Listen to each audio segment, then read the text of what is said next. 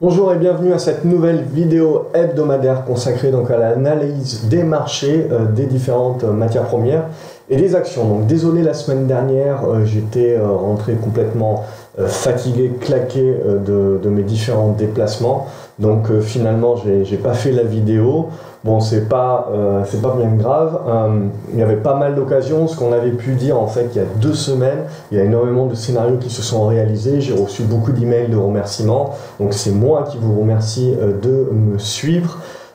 Comme d'habitude, si vous appréciez ces vidéos-là de partage justement, de recommandations, etc. et d'analyse, n'hésitez pas à mettre un pouce bleu. Ça permet d'une, de me motiver, de savoir que le format vous plaît, et de deux, ça permet tout simplement de m'aider à faire connaître et du coup à aider encore plus de personnes comme vous. Abonnez-vous à la chaîne YouTube, comme ça vous assure de ne rien louper. J'ai recommencé à publier des petites vidéos de conseils et puis je vais essayer un petit peu d'accroître le rythme, donc n'hésitez pas, voilà, abonnez-vous, comme ça vous êtes sûr, vous recevez une notification dès que je publie une nouvelle vidéo et vous êtes sûr de ne rien louper.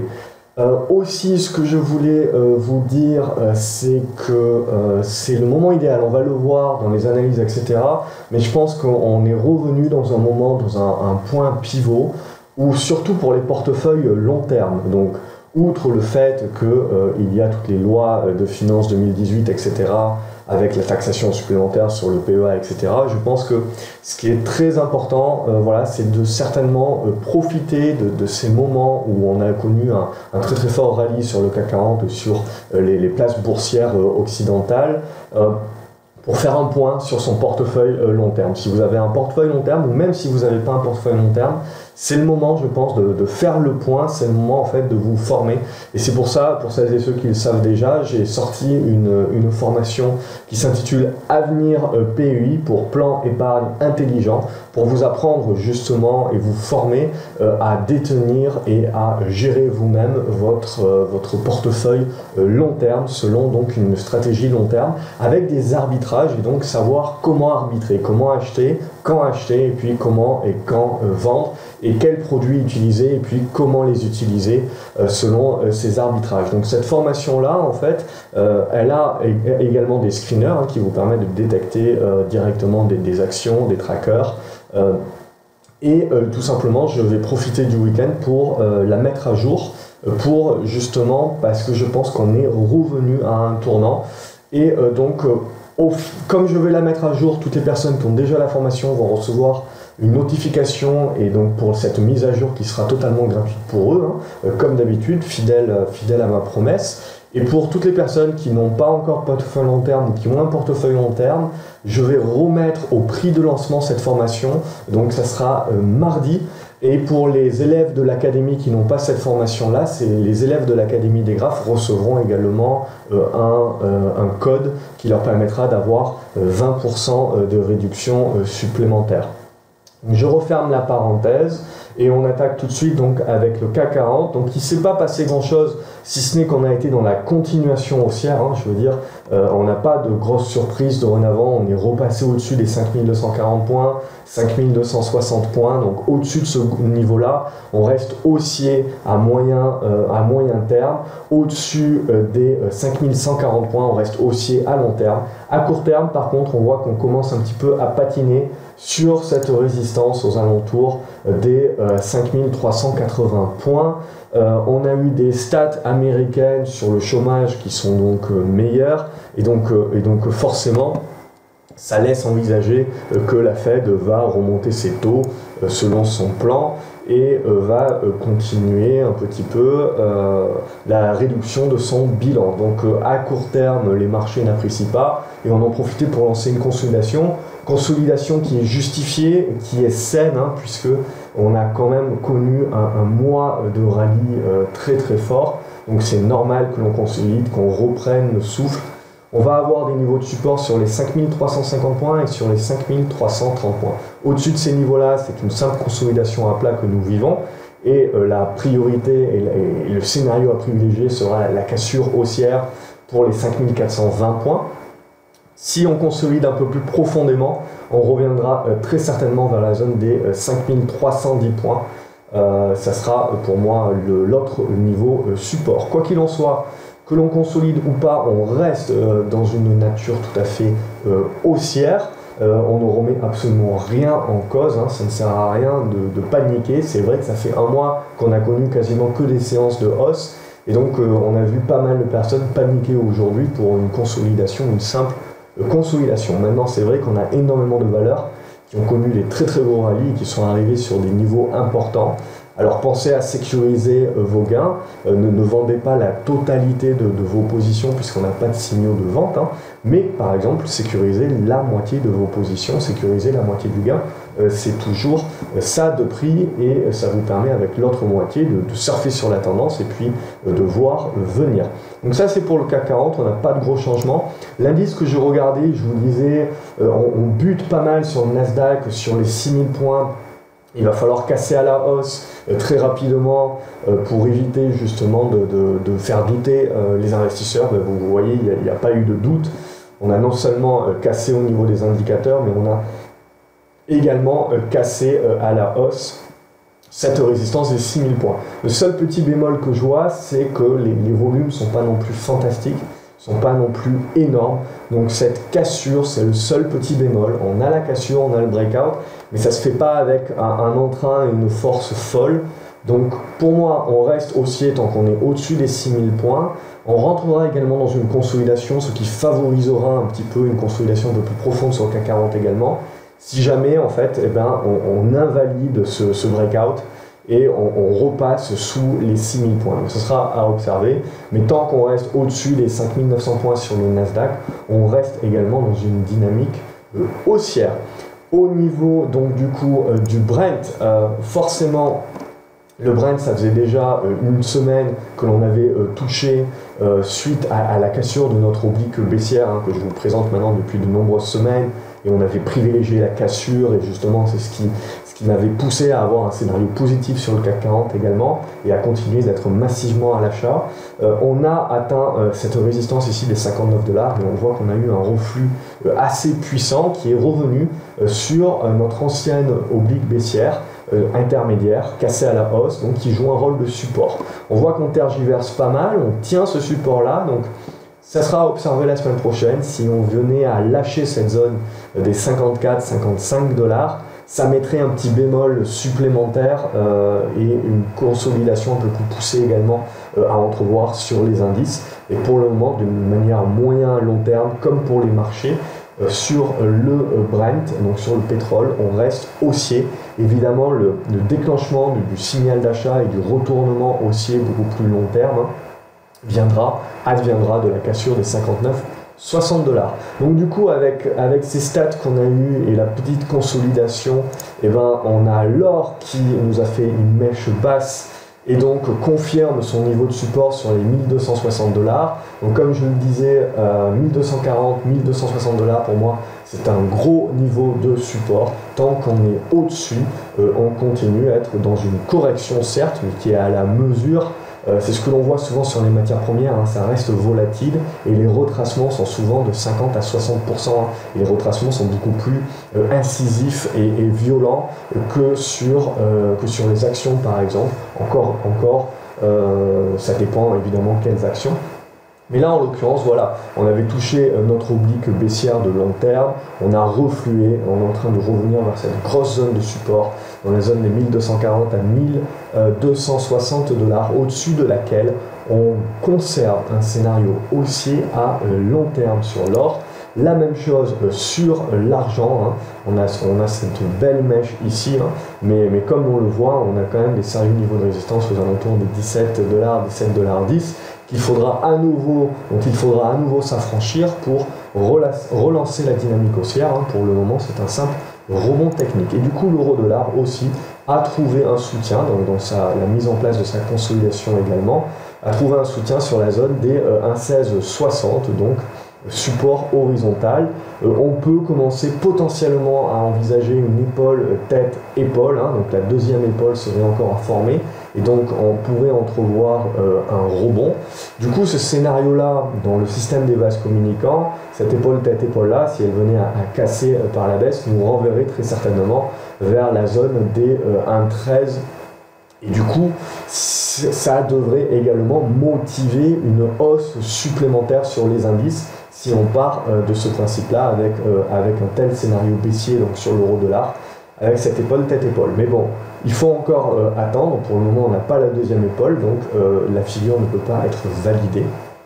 Et surtout, on a trouvé une zone de support, donc potentiellement la zone des 1,18 voilà, sera également cette zone de résistance.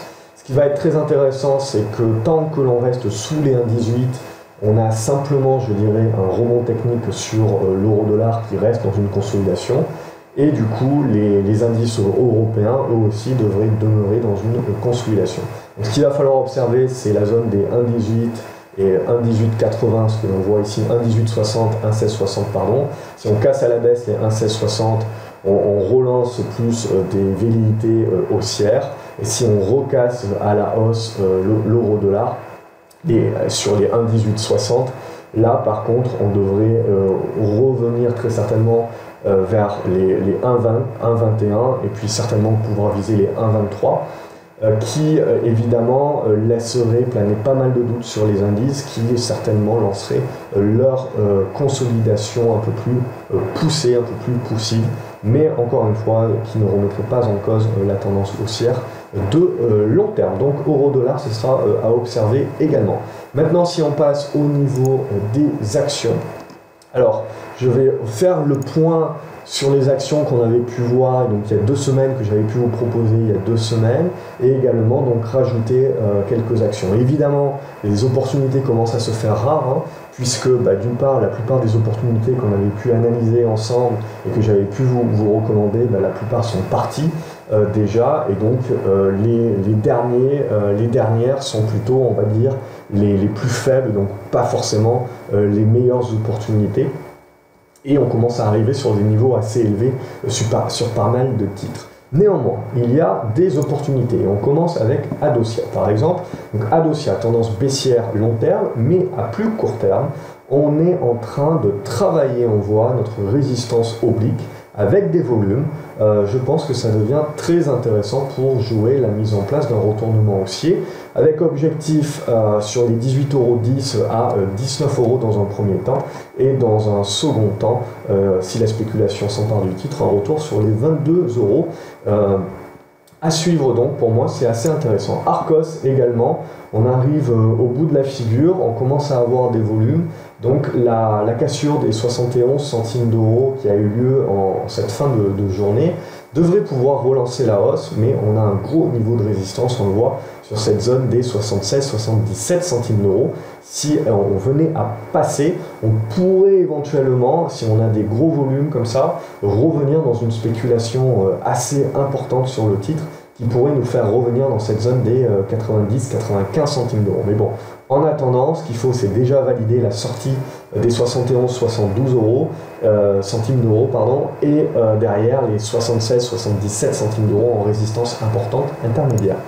Au Plata, donc on a eu Bracknor qui est sorti du titre, ça a déclenché une sacrée hausse et puis surtout des énormes volumes. Donc la hausse a été bloquée par la zone des 32 centimes d'euros et on a affaire à une consolidation avec support 24-25 centimes d'euros. Donc pour moi, ça reste très intéressant de continuer à suivre la valeur. Ça n'en reste pas moins, non moins de risque spéculatif et donc très risqué.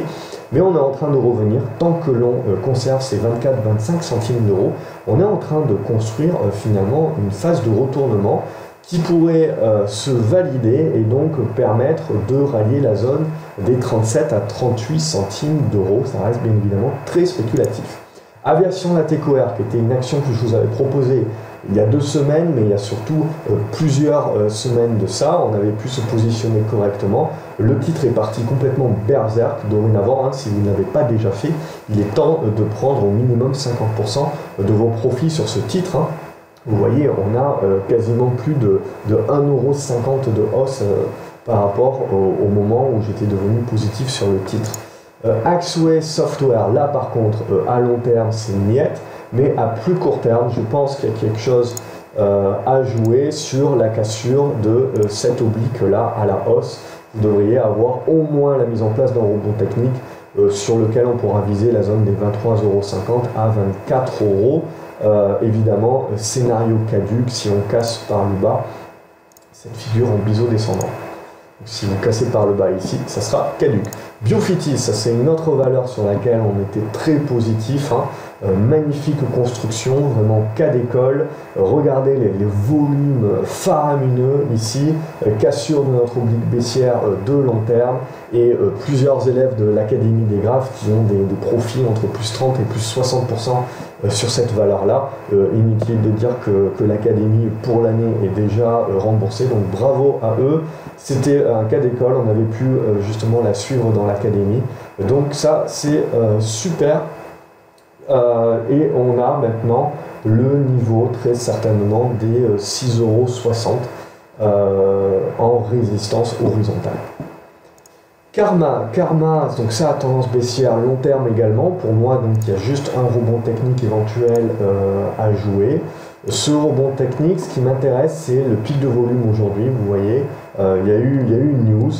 Donc pour moi, ça devrait se poursuivre la semaine prochaine pour jouer un rebond technique vers la zone des 25 € à 25,50 €. Alors, c'est court terme et c'est spéculatif et ça reste une biotech.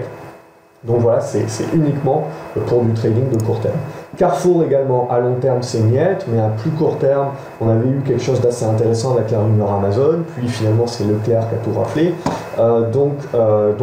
Car que ce soit Carrefour, Casino, Rallye, etc., tout le secteur de la distribution qui avait... Amazon avait permis, après avoir complètement enfoncé ce secteur-là, la rumeur Amazon avait permis de faire au moins un rebond technique. Le rebond technique est quand même assez limité et on voit qu'il a de la peine à sortir par les 17,50 €. Donc ça c'est très moyen. J'avais pris une position, j'ai largué ma position, j'attends de voir dorénavant. Les 16,80 € doivent tenir. S'ils ne tiennent pas, il faudra attendre, je garde le titre sur le coude parce qu'il faudra certainement y revenir. Mais pour le moment, voilà, il faut encore un petit peu patienter en attendant de voir si ce rebond est capable de se valider ou pas. Cellnovo, vous êtes dans un biseau descendant. Ce que l'on attend, c'est la cassure à la hausse, évidemment, pour déclencher le signal d'achat. Séance pas trop bonne aujourd'hui, avec des volumes à la baisse, et puis on rattaque un petit peu le bas du canal sur les 4,25 €, donc à surveiller. Pas encore le bon moment. Clara Nova également. On a refusé la cassure de la résistance des 53-54 centimes d'euros et on est en train de revenir sur le support des 48 centimes d'euros, donc très important de le tenir celui-là, sinon ça commencera à partir en consolidation également. Crédit Agricole, ça tient bien, j'ai pris une position en vente à découvert sur Crédit Agricole, pas pour jouer le Crédit Agricole en vente à découvert, mais plus pour protéger le fait que je conserve mes autres positions à l'achat. Donc pour moi, là on voit que la hausse se maintient, mais c'est de plus en plus faible, et on commence surtout à avoir des gros volumes, mais surtout à la vente. Donc pour le moment, tant qu'on est au-dessus, on le voit, c'est 15,20 €, 15 €, on reste aussi sur Crédit Agricole. Si on venait à rompre par le bas, ça serait également un déclencheur de faiblesse sur le CAC 40. Autre valeur spéculative, DroneVolt, donc qui avait eu une bonne base, qui est en train de lancer un rebond technique avec du volume. Attention, on a quand même des fortes résistances qui sont déjà proches des cours dans la zone des 90 centimes d'euros. EDF également nous a fait un bon rebond technique ici. C'est un rebond technique qui est un petit peu mou, que je trouve un petit peu mou, donc à court terme, je pense que le titre devrait poursuivre sa consolidation, sans pour autant remettre en cause sa tendance haussière de long terme. Equinox, ce qu'il va falloir observer, c'est ce triangle ici ascendant, et surtout la cassure haussière de ces 5,60 € qui pourrait déclencher du coup un retournement haussier à observer. EO2, ça aussi, c'était un titre qui avait été suivi dans l'Académie des Graphes, et un académicien avait d'ailleurs joué le titre au-dessus des 5 €, donc il a pu prendre également ses profits. Donc ça, pour moi, là maintenant, il n'y a plus trop grand chose à faire, et je pense qu'il vaut mieux déserter le titre en attendant d'avoir une figure beaucoup plus jouable. Fermement lag, on est revenu sur cette zone des 2,70 € en support, donc pour moi ça devient intéressant. En position moyen long terme, tant qu'on tient cette zone des 2,60, 2,70, Évidemment, le signal d'achat va venir de la cassure des 3,10 €. Gemalto, la tendance baissière indéniable, mais la tendance baissière est dans un biseau descendant très obtus. On a eu des volumes assez importants aujourd'hui avec une volonté de rebondir. Alors c'est pas encore fait, mais je pense qu'il y a un rebond technique qui va être jouable sur Gemalto pour viser cette zone des 37,90 €, 38 €. Genomic Vision également, on a à long terme on n'a rien, mais à plus court terme on a potentiellement un rebond technique qui pourrait se jouer sur cassure des 2,45 €, donc à observer. Gensight Biologics également, il va falloir observer cette zone des 5,25 € à casser par le haut pour déclencher l'achat. GL Events, donc c'était un titre également qu'on avait pu favoriser depuis la cassure des 25,50 €. Dorénavant, on a atteint un niveau, je pense, où on peut prendre la moitié de ses profits. Holod Group également, je pense qu'on peut prendre la moitié de ses profits. Suite à, c'était un titre sur lequel aussi on avait pu être positif depuis la zone des 15 €. Et dorénavant, bon, le potentiel à mon avis n'est pas épuisé, mais on a les résultats qui vont arriver, donc je pense qu'il vaut mieux sécuriser la moitié de la position. Ibrejenics, là c'est spéculatif et pas moins de risque, mais à plus court terme, on le voit avec le pic de volume, une volonté de lancer un rebond technique, très certainement avec un objectif à 65 centimes d'euros. Inside Secure, ça continue à rester neutre, il va falloir casser par le haut les 3 € pour déclencher le signal d'achat.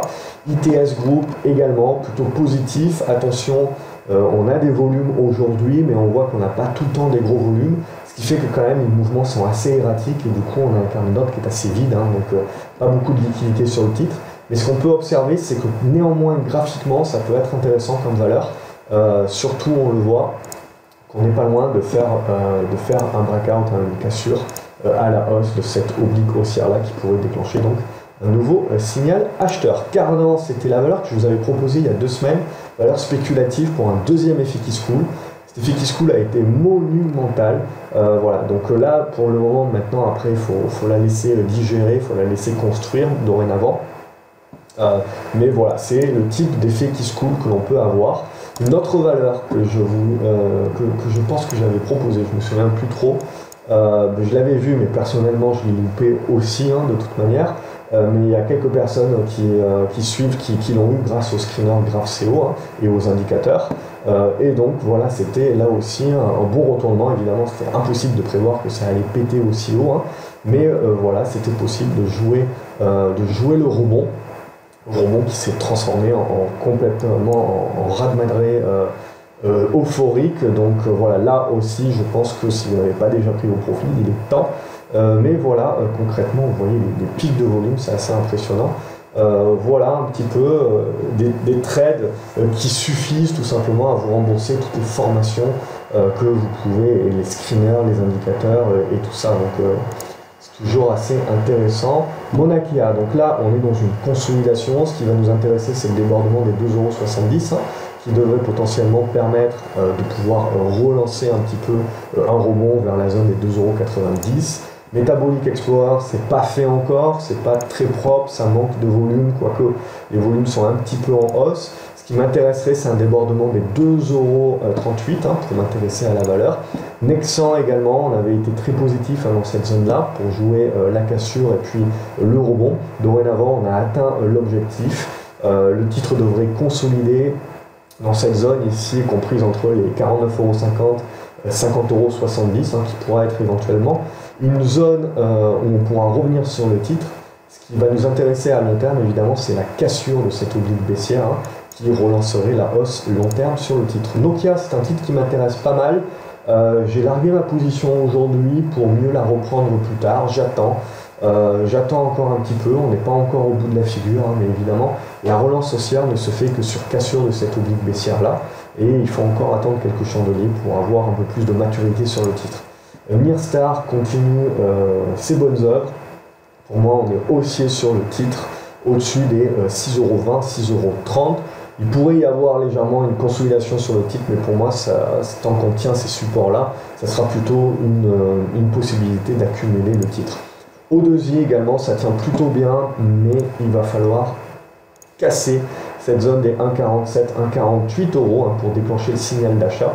et redonner un petit tonus à la valeur. On a des volumes, ça c'est intéressant, et donc potentiellement au-dessus des 1,47, 1,48 euros, on pourra redevenir moyen long terme sur la valeur.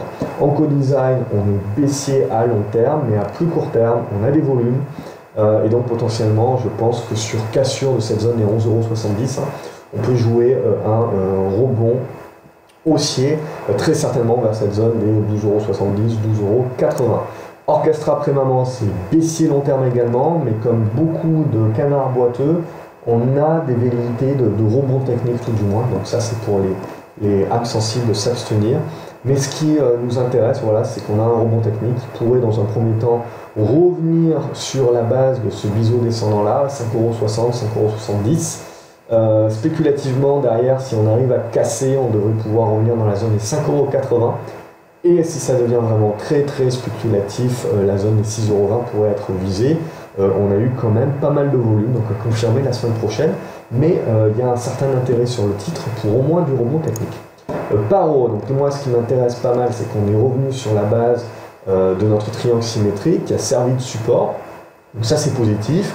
Bon après il reste quand même encore pas mal de boulot et notamment casser les 11,50 € pour se remettre dans une configuration favorable pour casser par le haut cette figure et donc lancer le retournement haussier beaucoup plus durable sur Paro. On n'est pas encore, il faut laisser construire. Peugeot, on avait cassé notre oblique baissière, donc magnifique breakout. Je pense maintenant qu'une pause s'impose, sur Renault c'est la même chose. Poxel, donc j'avais joué le rebond, malheureusement j'ai voulu vendre en pensant que ça consoliderait hier. Et ça n'a pas du tout consolidé, ce qui me fait penser qu'il y a une délit d'initié et certainement une news qui va pas tarder à tomber, et puis des personnes qui sont au courant, parce que techniquement, voilà, la consolidation aurait été naturelle, ça m'aurait permis de sécuriser des gains et de me repositionner. Bon, la bourse, c'est comme ça. Le titre, on l'a choisi autrement, tant mieux pour celles et ceux qui étaient restés en position et qui avaient profité de la recommandation. Dorénavant, en pure graphique, 6,30 € sont quand même une belle résistance. Mais là, pour moi, il y a certainement une news qui va tomber. Et parce que tout simplement, la hausse s'est faite comme ça sans news. Et ce serait resté, s'il n'y a pas de news, ça serait resté pour moi un simple rebond technique. Donc là, il y a quelque chose qui couvre un petit peu. Ribert, ça reste très positif au-dessus des 1,90 €, rien à dire. Safe Orthopedics, vous avez des résultats lundi de chiffre d'affaires. Logiquement, il devrait être bon, mais graphiquement, le titre est un petit peu à la peine. Ce qui déclenchera un bon signal d'achat, c'est la rupture des 65 centimes d'euros. Méfiant si on casse par le bas, on devrait revenir sur les plus bas.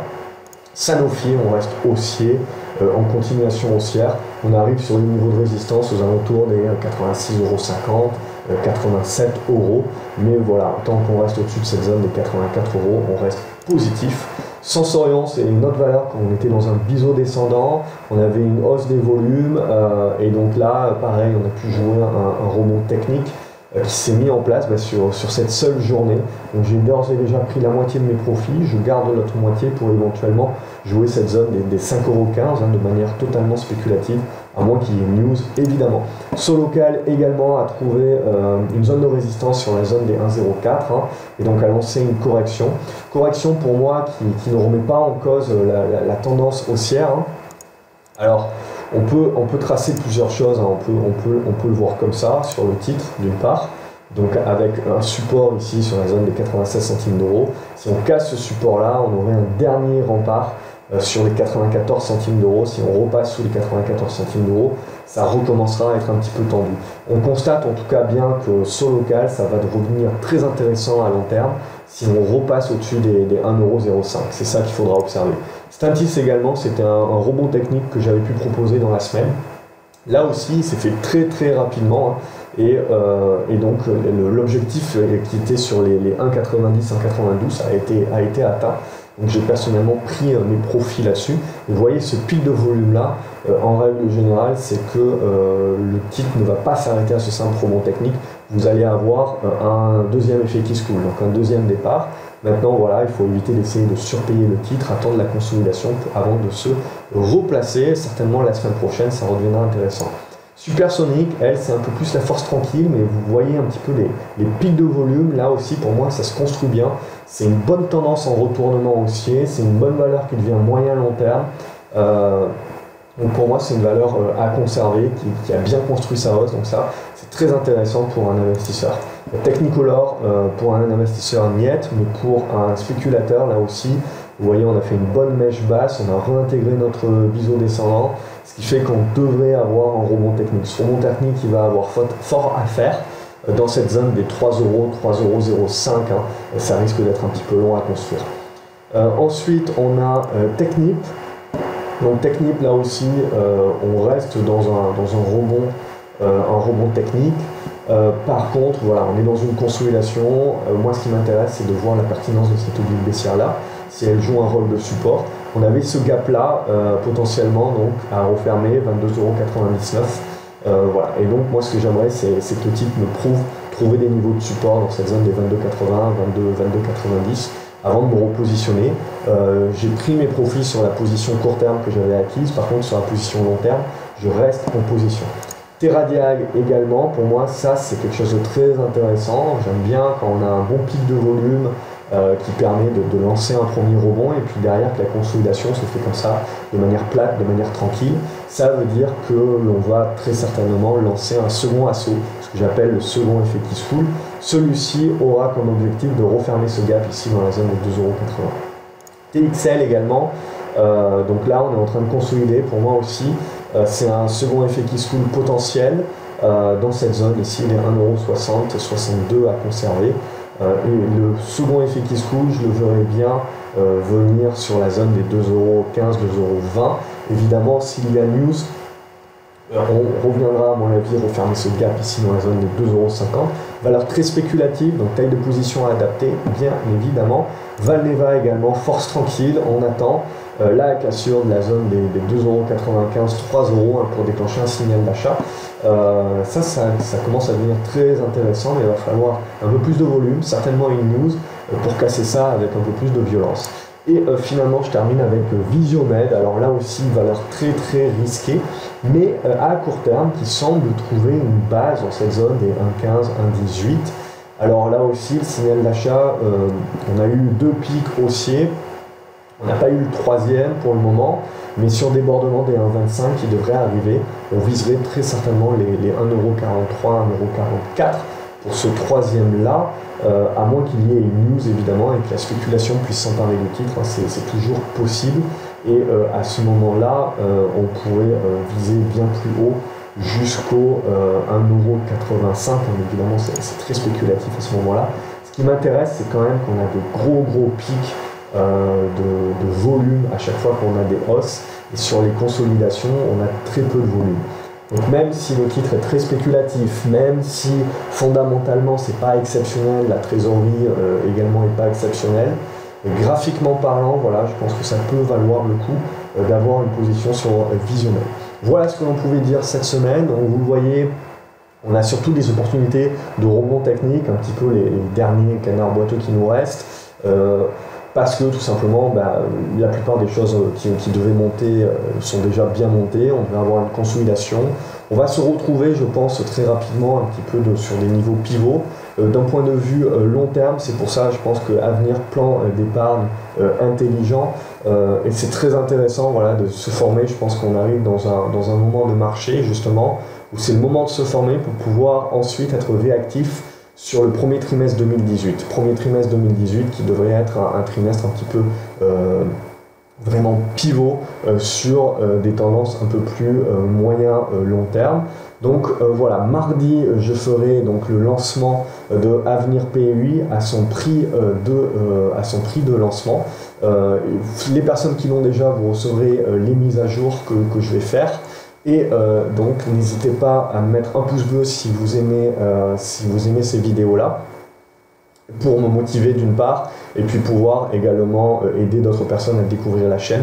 Abonnez-vous à la chaîne YouTube, ça vous permet de recevoir tous les conseils dès que je publie en fait une nouvelle vidéo, comme ça vous ne loupez rien. Que vous débutiez ou que vous soyez moins débutant, pour arriver à plus de régularité, n'hésitez pas, en dessous de cette vidéo, vous avez un lien pour télécharger mes différents conseils et guides gratuitement. Et puis, donc, il ne me reste plus qu'à vous souhaiter un excellent week-end et à vous dire donc à lundi sur gravecobourse.fr et à mardi pour le lancement de la formation long terme consacrée au long terme, à venir, plan d'épargne intelligent. Excellent week-end à vous.